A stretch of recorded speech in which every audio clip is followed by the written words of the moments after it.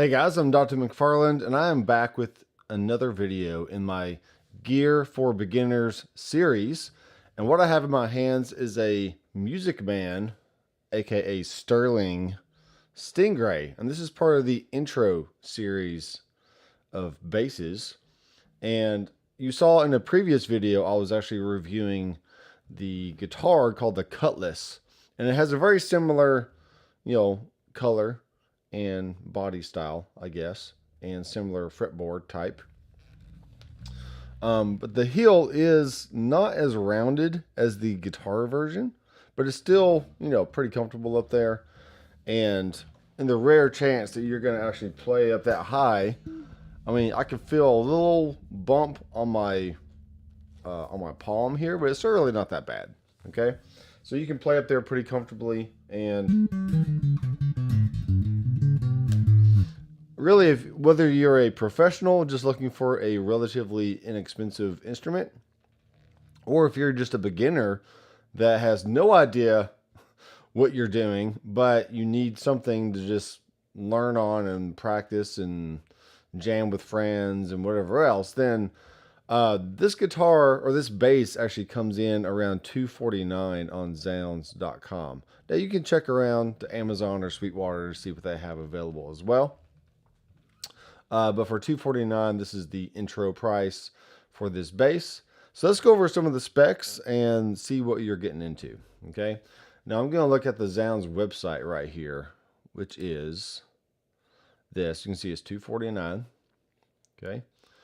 And the pictures look nice. You can see what you're getting at there. Nice headstock. But if we look at the specs, this is a poplar body, a fixed bridge, which the bridge area is this part of the instrument right here. Okay, where the strings either go through the body or they go through saddles and a slot right here. This one actually goes through the back of this metal piece. Okay, the scale length is 34 inches. So if you start researching bass lengths, you can have like short scale, long scale, but this one is 34 inches. And the neck radius, which I found interesting, was 9.5. Okay, so the radius of a fretboard is technically how round it is in the circumference. Okay, so a higher radius is going to have a flatter response. So like a Gibson Les Paul is 12 inches. Typically most Fender guitars, especially the vintage style, can be anywhere from like 7 point something to like 9.5. And even some of them can be compound radius, which means it has a rounder radius down here and a flatter radius as you go up the neck. But this is not what this one has. We do have open gear tuning machines, and this is what those look like. I have not taken the plastic off. This is a loaner from Zounds.com, by the way, so I will be sending this back. But I'm just checking out different instruments, seeing what the quality is, and seeing what I can recommend to you guys that may be a new beginner out there that wants to play bass. We do have one volume. We have a volume knob here, so turn that down. Then we have a overall tone knob.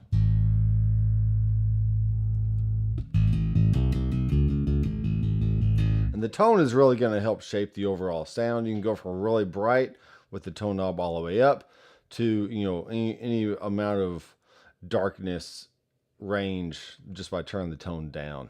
Okay, we do have a ceramic humbucker, which actually looks really neat. So, a lot of buying guitars or just gear in general is going to be about the looks. Okay, I mean, you can have something that feels really good, that sounds really good, but if you don't like the look of it, then you're not going to want to pick it up and play it and practice and jam with friends and whatever else. So you need something that inspires you to want to pick it up and play. So that's why all these guitars and basses, drums, keys, whatever instrument you're looking at, they all have a different color, A range of colors that they come in. Like for instance, this one right here, if we go back, this one can be in black. It can be in blue. I picked the blue one because, I thought it was cool. Misty green, which is kind of like a light green color. And then a sunrise orange. Okay. And those are going to have different fretboards as well. So you can't get the orange in like the darker fretboard. It just comes with the maple fretboard, for instance. Okay. So with all that said, pick a color that matches your personality, matches your wardrobe, whatever it is. Okay. Now, let's talk about the tuners down here. We do have the open tuners. And most tuners that I've ever felt on a bass have been pretty good, okay? These do have relatively large tuning heads, or machine heads, as some people call them, especially if you're a Bush fan from 1995.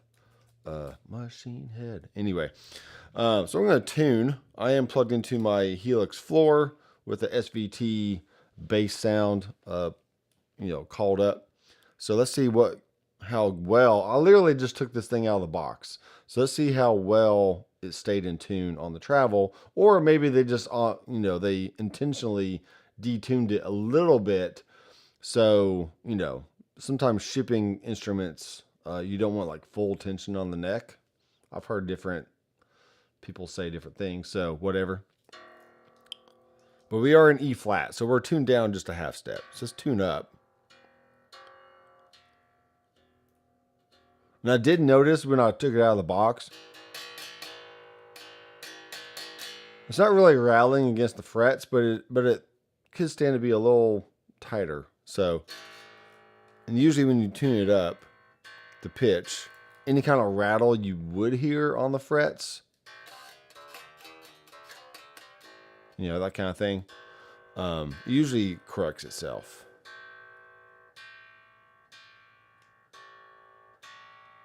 There we go. Go to D.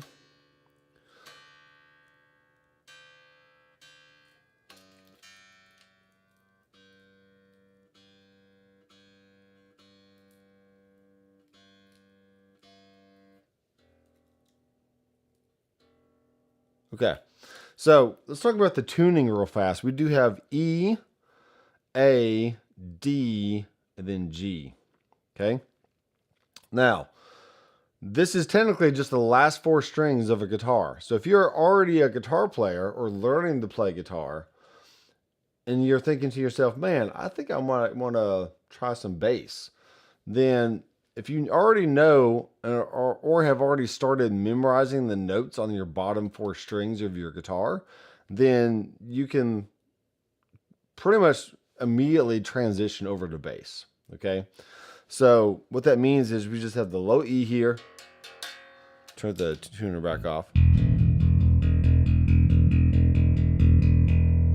Okay, this is going to be, I feel like this is going to be one octave down from what the guitar already is. Okay, so if you got middle C on a piano, your low E on a guitar is going to be the next octave down, and then the bass is going to be the next octave below that. Okay, so we got two octaves below middle C on a piano.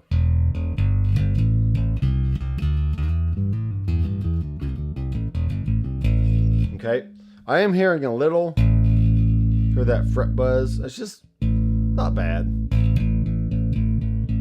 That can come with technique as well. If you're like really slapping the string, then the vibration of the string will hit a fret eventually, I'm sure, and just like, that kind of thing. But if you kind of pluck, kind of back up toward your palm and not have such a hard feel on the string, you can get it to like smoothly and evenly, ring out. And that's another thing about bass is you can either play with a pick, it's totally viable.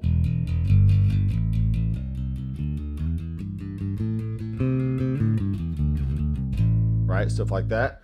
Or you can do the walking technique where you basically just alternate between your first the second finger. So you got first finger, second finger, first finger, second finger. Or you can just start going faster, like eighth notes, stuff like that.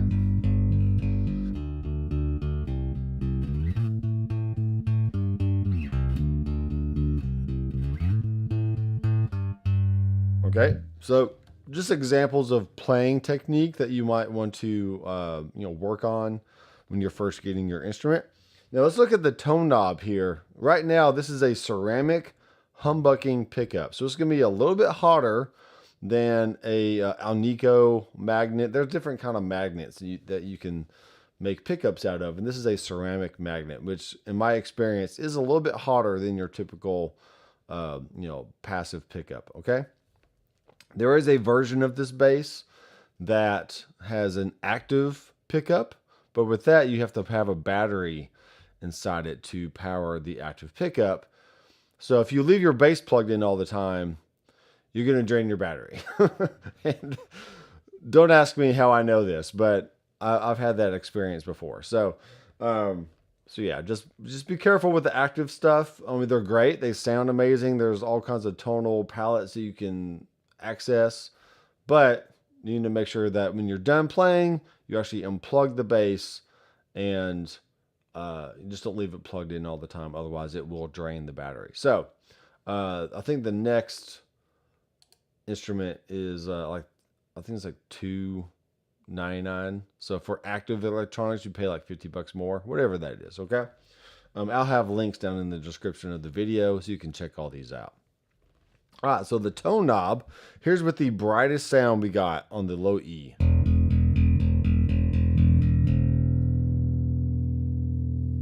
Then rolling down the tone. Okay, this is probably about 3/4 of the way down right here. What I'm doing is just turning this knob right here. So that's all the way up. Turning it down. Here's all the way down.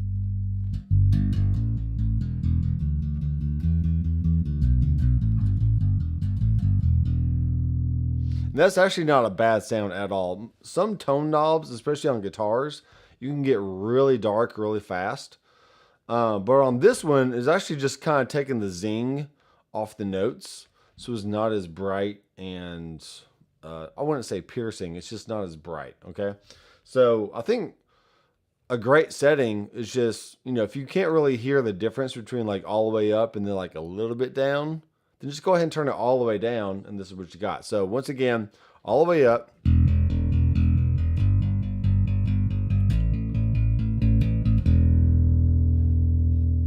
Down.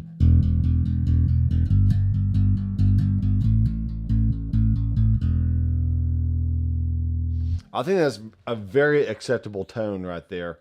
And so far, I mean, the bass feels good.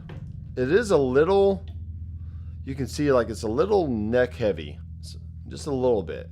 Okay. So you can't really sit here in your lap. So I'm trying to not make it fall. Yeah, you can't really sit here in your lap and just have it, just be perfectly balanced. I'm trying. Actually, it's not too bad. But there it goes. Yeah, it's wanting to fall down. So once you get a strap on this thing, it'll stay in place. But just without a strap, you're gonna have a little bit of a neck dive going on, because this is a long neck with a big fat headstock and heavier tuners.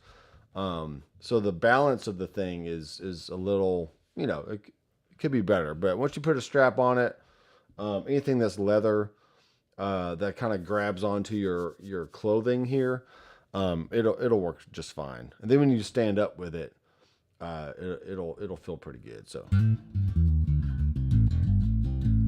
but yeah, I love the aesthetic. I love the overall color. I love the price. If I'm just looking for a cheap bass to record with, this would be a good option.